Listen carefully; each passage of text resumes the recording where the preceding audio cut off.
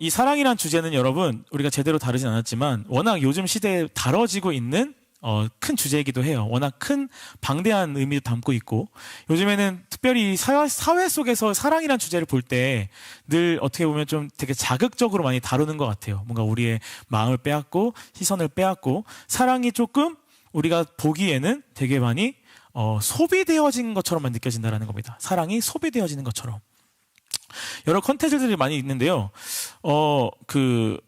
이 자극적인 걸로 이 사랑을 다뤄가다 보면 이 사랑이 제가 뭐가 된다 그랬죠? 소비되어지는 것들로 이루어진다 그랬어요.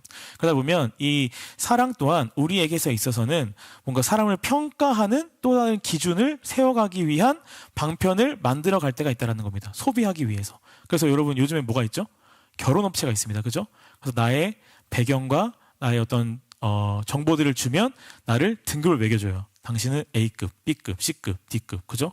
소도 아니고 우리가 등급을 나눠지는데, 이런 뭔가 이 시대 속에서는 뭔가 이 사랑 또한 소비되어지는 것으로 이어지다 보니 이 사랑을 위한 또 우리의 등급을 나누게 되어지는 모습들이 우리 가운데 여전히 있다라는 것이죠. 여러분 뭐 읽으신 분들도 있을지 모르겠는데 작별이라는 책이 있어요. 작별. 네, 요즘 많이 유명해진 작가가 쓴 책인데요. 한강이라는 작가님이 쓴 책이에요. 네, 이 책의 시작이 좀 특이해요. 이 책의 시작은 눈이 그 벤치에 앉아서, 눈이 내리는 날 벤치에 앉아 있다가 한 여인이 잠이 들었어요. 벤치에서. 그리고 잠이 깼는데 자기가 눈사람이 돼 있는 거예요. 눈이 와서 눈이 쌓여서 눈사람이 아니라 눈을 떠보니까 내가 눈사람이 돼 있는 거예요. 근데 이 사람은 눈사람이 되었지만 여전히 추위를 경험하고 느끼고 있습니다. 그런데 춥다고 해서 따뜻한 곳에 들어갈 수 없어요. 왜요? 내가 녹아내리기 때문에. 춥다고 해서 내가 따뜻한 물을 마실 수 없어요. 왜냐? 내가 녹아내리기 때문에. 벤치 안에 일어나서 벤치에 먼지가 묻어서 벤치에 앉은 먼지를 털었더니 눈이 다 떨어져 나가는 겁니다. 이런 것들을 막 이야기해요. 되게 독특한 소재이기도 한데요. 이것은 무엇을 얘기하고자 했던 거냐면 이 시대 속에 점점 소멸해가는 인간을 표현한 거라고 해요. 점점 소멸해가는 인간. 이게 무슨 말이냐면 인간성이 점점 메말라가고 있다는 것이죠. 사실. 네, 이 인간성이 메말라가고 있다는 것을 보면 우리가 어떻게 보면 이 사랑도 점점 자극적으로, 그리고 약간 노골적으로 소비해가면서 물질적인 것으로 치부해가는 우리 가운데 사랑이 점점 사라져가는 모습. 그래서 우리 안에 인간성이 점점 메말라가는 모습이 놓여졌다라는 이 책에 보여주는 모습입니다. 우리가 오늘 이 시간 잠깐 이 고린도전서의 말씀, 사실 한 시간으로만 봐도 이 모든 걸 설명하기가 참 많은 내용이 담겨져 있는 이 말씀이지만, 짧은 이 시간 가운데 이 사랑이라는 것이 어떤 것인가에 대한 좀 이해, 또 우리 묵상이 좀 있었으면 좋겠습니다. 이 사랑이 어떤 거에 대한 설명해 주는 부분이 쭉 우리가 읽었는데, 사실 이거에 앞서서 이 고린도전서는 왜 이 사랑을 이야기하는가를 우리가 좀 먼저 봐야 되는 부분이 있어요. 왜 이 사랑을 이야기하는가? 이 고린도전서는 누가 썼죠, 여러분? 누가 쓴 성경인 줄 아세요? 네, 사도 바울이 썼습니다. 사도 바울이 고린도 교회 성도들에게 쓴 편지예요. 이 편지에 딱 13장 이 부분에만 사랑이라고 하는 이 사랑을 다루고 있다라는 거죠. 이 왜 썼을까? 이 고린도 교회는 여러분 당시 굉장히 역동적인 교회였어요. 역동적인 교회. 왜 이 교회가 역동적이었냐면 이 고린도 교회에는 은사를 가진 사람들이 굉장히 많았거든요. 그러니까 은사를 가진, 달란트를 가진 사람들이 워낙 많으니까 이 초대 교회 때는 예배를 드릴 때 내가 받은 은사에 대해서, 받은 은혜에 대해서 막 나누는 시간들이 있었다고 해요. 그러니까 막 은사를 받은 사람들이 많으니까 이 은사를 나누고자 하는 사람들이 너무나 많은 거예요. 그래서 예배 가운데 자기의 은혜를 나누는 사람들이 북적북적 됐겠죠. 네. 그런데 중요한 것은 은혜를 나누는 감사한 자리인데 그 자리가 점점 어떻게 되냐면 경쟁을 하는 자리가 되어버리기 시작하는 거예요. 한 개의 은사만 있는 사람, 혹은 몇 개의 은사가 있는 사람, 공식적으로 그런 건 아니지만 점점 사람들은 은사를 통해서 사람들의 등급을 나누는 분위기를 형성해 가기 시작했다는 거예요. 저 사람은 방언을 해. 이 사람은 예언을 해. 예언이 좀 더 나은 거 아니야? 예언하는 사람 더 높네.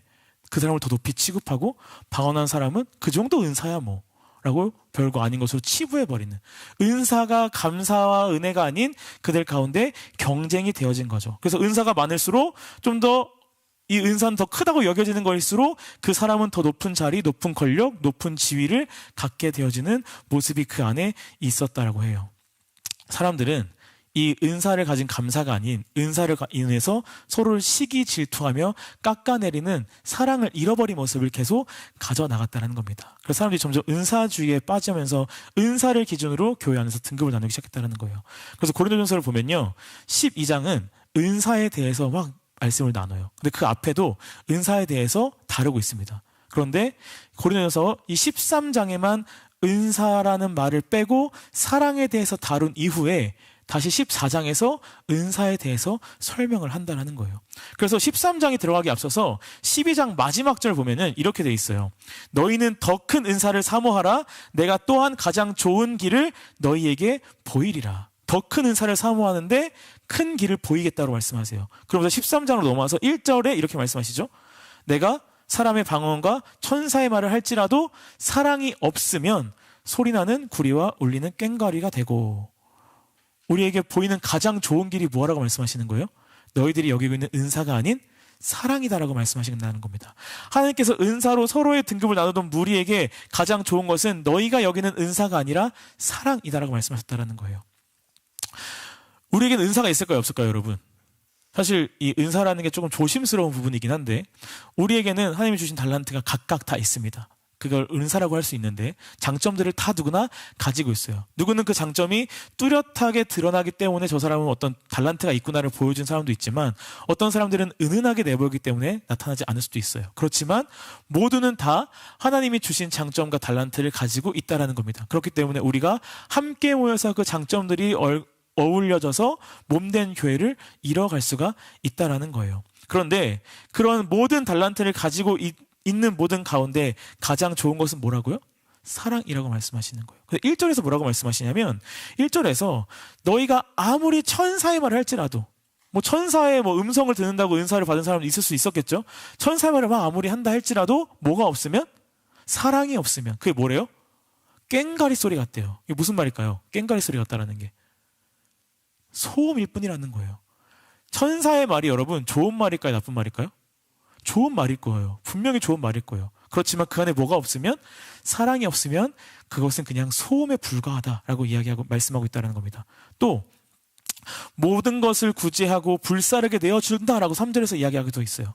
2절에서는 산을 옮길 만한 믿음이 있어도 사랑이 없으면 뭐라고요? 그건 아무것도 아니야. 그냥 먼지랑 같아. 아무리 구제하고 몸을 불사를지라도 사랑이 없으면 유익이 없다라고 말씀하고 있다는 겁니다, 여러분. 이 중요한 건요, 여러분. 지금 말씀의 구조를 보면 우리가 1, 2, 3절을 봤는데 1, 2, 3절 말씀이 어떻게 돼 있어요? 무엇을 할지라도 사랑이 없으면 뭐뭐다라고 돼 있잖아요. 여기서 보여주는 게 한 가지가 있어요. 뭔지 아세요? 사랑이 없어도 천사의 말을 할 수 있다, 없다? 할 수 있다. 사랑이 없어도 산을 옮길 만한 믿음을 가질 수 있다, 없다? 있다. 사랑이 없어도 내 몸 하나 불사를 수 있는 희생정신을 가질 수 있다, 없다? 있다라는 거예요. 우리는 보통 사랑이 없으면 아무것도 못한다고 생각하지만, 사랑이 없어도 다 행할 수 있다라는 것을 이야기해 주죠. 우리에게는 삶의 헌신과 행동 가운데 사랑이 없이도 다 할 수 있다라는 거예요. 행동을 통해 사랑을 판단할 수 있다, 없다? 없다라는 걸 이야기해 주는 겁니다. 우리가 교회에서 수많은 걸 희생하더라도 교회 내에서 사랑으로 하는 사람도 있겠지만 사랑이 아닌 다른 마음으로 하는 사람도 있다는 거예요. 여러분, 생각보다 저도 조금 놀란 부분인데, 생각보다 교회에서 세상 속에서, 사회 속에서, 가정 속에서 받지 못한 것을 충족하고자 하는 사람들이 많아요. 세상 속에서 혹은 인정받지 못하거나 어떤 권력이나 어떤 뭔가를 자리에 올라가지 못하는 사람들은 교회에서 성취하고자 해요. 좀 더 내가 권력을 갖고 싶어하고, 내가 좀 더 힘을 갖고 싶어하고, 내가 세상 가운데 사람들과의 관계성이나 사람들의 인정을 받지 못하는 사람들은 교회에서 그거를 받고 싶어 합니다. 그러니 이 권력을 위해서, 내가 관심받기 위해서, 사랑받기 위해서 사랑 가운데 행하는 것이 아니라 나의 욕심으로 이 모든 것들을 다 행할 수가 있다라는 것이죠. 그때는 사랑이 없어도 가능하다라는 거예요. 사랑은 행동으로 증명되는 것이 아니라, 사랑은 뭘로 증명되는 거냐면 사랑은 사랑으로 증명되는 겁니다, 여러분. 많은 달란트를 가지고 있어도 사랑이 없으면 아무 유익이 없고 아무것도 아니기 때문이죠. 한 목사님이 사랑에 대해서 이렇게 말씀하셨어요. 근데 좀 와닿았는데, 내가 어떤 사람이 너무 좋아서 그래서 그 사람과 행복하게 지내는 것, 이것은 사랑하는 것처럼 보이지만 사랑이 아니라 그 사람을 소비하는 것일 수도 있다. 사랑은 상대방의 못난 지점이 보여도 인내하면서 껴안아주는 것이다 라고 말씀하시는 거예요. 우리는 사랑에 있어서 어떤 행동적인 모습, 내가 사랑하니까 어떻게 해야겠다라는 우리는 어떤 이 움직임, 우리가 뭔가 행동적인 모습을 많이 보여주려고 합니다. 그런데 오늘 이 13장에서 말하는 것도 그렇고 뒤에 5장에서 보면은 그 성령의 9가지 열매가 있어요. 근데 이 가지는 특징들이 뭐냐면 행동이 아니라 성품과 관련됐다는 겁니다. 이 사랑은 행동으로 보여주는 것이 아니라 그 사람의 성품 가운데 녹아들어지는 것을 말씀하고 있다는 거예요. 도대체 그럼 우리는 사랑을 어떻게 할 수 있는가? 사랑의 정의에 대해서 이렇게 쭉 이야기하고 있는데요, 여러분. 바울이 오래 참고 조종하려 들거나 쉽게 자기 뜻대로 바꾸지 않는 뭐 여러 가지 이야기하고 있어요. 교만하지 않고 유익을 구하지 않고. 그런데 3절에 보면요, 여러분. 사랑이 없으면 내게 아무 유익이 없느니라 라고 말씀하세요. 그죠? 근데 5절에 보면은 자기의 유익을 구하지 않는 거래요. 그러니까 사랑이 없으면 유익이 없으니 사랑이 있으면 유익이 있다 없다? 사랑이 있으면 유익이 있는 거예요. 근데 5절에서는 뭐래요? 우리에게 유익을 구하지 말래요. 이게 무슨 의미일까요? 아무리 해도 사랑이 없으면 유익이 없다. 사랑이 있으면 유익이 있는 건데 우리에게 유익을 구하지 말라고 말씀하십니다. 이게 뭐냐면요, 여러분. 나의 유익을 구하지 말라고 하셨으니 내가 가진 유익은 누구의 유익이에요? 상대방의 유익이에요. 근데 웃긴 거는 상대방의 유익이 되어질 때 그 유익이 누구의 유익이 될 수 있냐면 나의 유익이 될 수 있다는 겁니다. 이러는 거예요.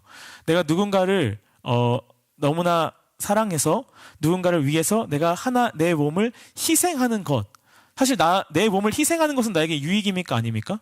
유익이 아닙니다. 상대방을 유익하기 위한 나의 희생은 나의 유익이 아니에요. 그런데 웃기게 그 안에 사랑으로 인하여 내가 희생하게 된다면 그것은 상대방을 위한 유익이지만 결국 누구를 위한 유익으로 돌아온다는 거예요? 나를 위한 유익으로 돌아온다는 거예요. 자기의 유익을 구하지 않고 상대방의 유익을 구하기 위하여 사랑 가운데 나아갔던 나의 희생은 나의 희생으로 멈추는 것이 아니라 결국 나에게 유익으로 돌아온다는 것. 이것이 오늘 이 성경 가운데 말하고 있는 사랑이 가지는 특징 중에 하나라는 거죠. 사랑이 가지는 특징 중에 하나. 제가 오늘 그 설교 제목 뭐라고 했는지 여러분 아세요? 사랑의 배터리. 혹시 이거 뭔지 아시는 분 계세요? 나를 네. 여기서 좀 부르긴 그렇지만 제가 한때 되게 좋아했던 트로트입니다. 근데 좀 가사가 되게 직설적이에요. 그죠? 나를 뭘로 채워줘요? 사랑으로 채워줘요. 나의 사랑의 배터리가 다 됐나 봐요. 나는 당신 없이 못 살아요. 당신만이 나의 사랑의 배터리입니다라는 고백인데요. 이 가사를 제가 다시 한번 보니까 너무 그리스도인들의 사랑인 거예요. 여러분들 목사님 또 혼자 이상한 또 생각하셨네요라고 할 수 있겠지만 여러분, 우리는 사랑을 지적으로만 배운다고 해서 알 수 없습니다. 우리는 경험해야 돼요. 그런데 우리가 가져야 되는 이 사랑은 어디서 경험할 수 있을까요? 어디서 경험할 수 있을까요? 예수 그리스도를 통해 경험할 수 있다는 거예요. 누구한테 고백하는 거예요? 주님 나를 사랑으로 채워줘요. 내가 가진 이 사랑은요, 이 세상 속에 늘 소비되어지고 허비되어져서 채워지지 않는 사랑이지만 하나님을 만남으로 채워지는 그 사랑은 허비되고 소비되고 사라지는 사랑이 아니라 내가 허비하더라도 채워지는 사랑이니 나의 사랑의 배터리를 누구 채워주세요? 하나님께서 채워주세요라는 고백이 된 거예요.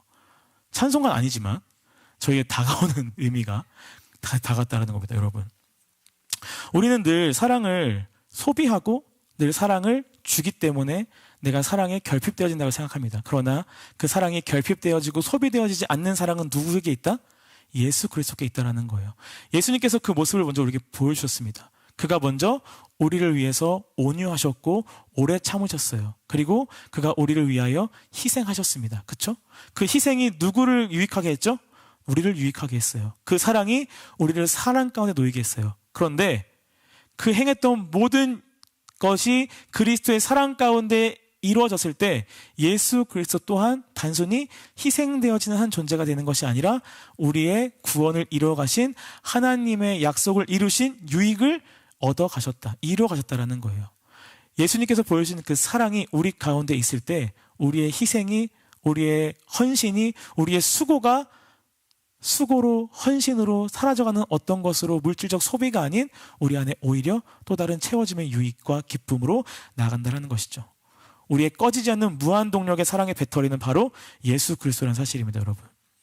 그래서 우리가 해야 하는 사랑은 예수 그리스도의 모습을 통하여 역동적으로 하는 어떤 모습적인 행동적인 사랑보다는 우리가 누굴 닮아가는 것, 이 내면이 예수 그리스도를 닮아가는 성품적인 사랑이 우리 가운데 더욱더 임할 때 우리가 그 사랑을 경험할 수 있고 깨달을 수 있고 느낄 수 있고 그 사랑을 통해 살아가며 사랑을 할 수 있는 우리 모두가 된다는 거예요. 여러분들 지금까지 어떤 사랑을 하셨는지 모르겠습니다. 사실은 이 세상을 살아가며 우리가 예수 그리스도의 사랑으로 살아간다라고 하지만 늘 우리는 세상의 사랑, 소비하는 사랑을 많이 했던 것 같아요. 오늘 말씀을 함께 묵상하시고 또 이따 우리 간사님께 나오셔서 세미나 해주시는 이 크리스찬들의 또 하나님을 믿는 사람들 안에서 무엇이 기쁨의 사랑인지를 함께 고민하고 나눌 때 그 사랑을 바라보고 경험하고 다시 한번 깨달음으로 인해서 이 땅이 얘기하는 어떤 그런 자극적이고 소비하는 사랑이 아닌 늘 채워져 가는 사랑으로 여러분들이 주님 안에서 살아가기를 예수님의 이름으로 소망합니다.